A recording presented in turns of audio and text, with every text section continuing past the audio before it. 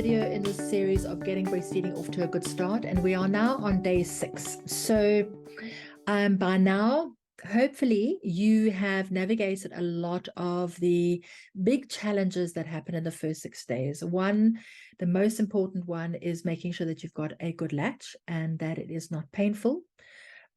If you have got a painful latch, hopefully by now you have been seen and had help from a lactation consultant.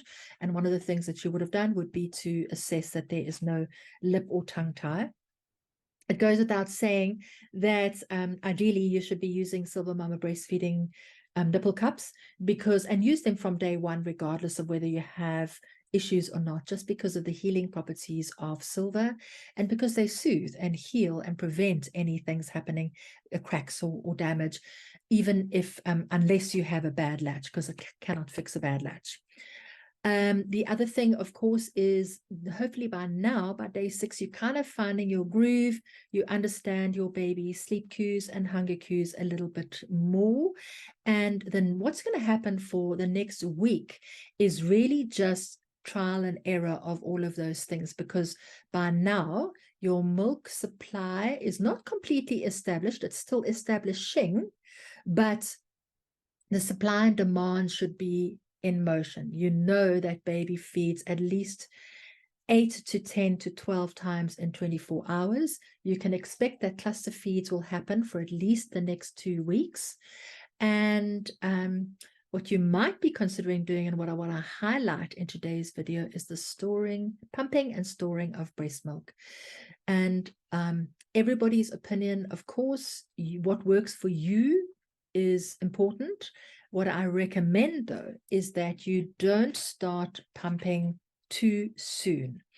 And you want to be very clear about why you are considering pumping. If you're pumping because of undersupply or oversupply, that should only be done with the guidance of a lactation consultant. If you're pumping to go back to work, it's way too early to be doing that. And I'm going to create a video series for you, which is specifically about going back to work and breastfeeding, but it shouldn't be done within the first 6 weeks. Anyway, you might be pumping because you would like your partner to breastfeed your baby. And even then, I would recommend waiting at least 4 weeks before you start doing that. And if you do, you will find that the best time to pump is in the morning when you wake up, and you'll notice that in the morning your breasts are really, really full. And even if you normally feed your baby from both breasts, in that feed, they usually will get enough from the one because they're so full. Excuse me. And then you can pump the other, and that will usually be enough for your partner to give a bottle feed of breast milk while you get a bit of rest, or you manage to do something that you haven't been able to do for a while. I hope that this video series has really given you a good insight into all the little things that you need to take into account of the importance of seeing your breastfeeding journey as a relationship between your baby, and of accepting that a lot of it is trial and error, and really working with the changes that happen literally so quickly, literally on a 24-hour basis, to take one feed at a time, to recognize that you're going to be feeding your baby many, many, many hundreds of thousands of times over the next couple of weeks, months, depending on course on what your breastfeeding goals are. And if your breastfeeding goal is to reach 6 weeks, then it's not going to be an easy 6 weeks. So hang in there, because the chances are very high that if you get to 6 weeks, then the next 3 months will be incredibly easy, and the next 3 months after that will be even easier.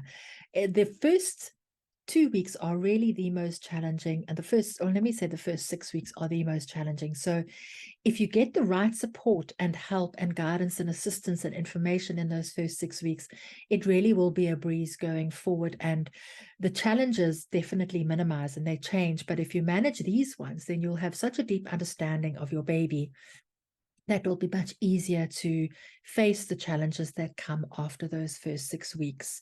I hope to see you in our WhatsApp support group. It's a place where the mamas come. They're able to share their experiences, and I come in there regularly to answer the questions. Very often I will give video guidance and support right there in the WhatsApp group. And of course, the longer videos and the more resources are available in my breastfeeding course or any other one of the other courses that I've got available for you in the Due Date Club. I really look forward to getting to know you and guiding, assisting you on your pregnancy and breastfeeding journey.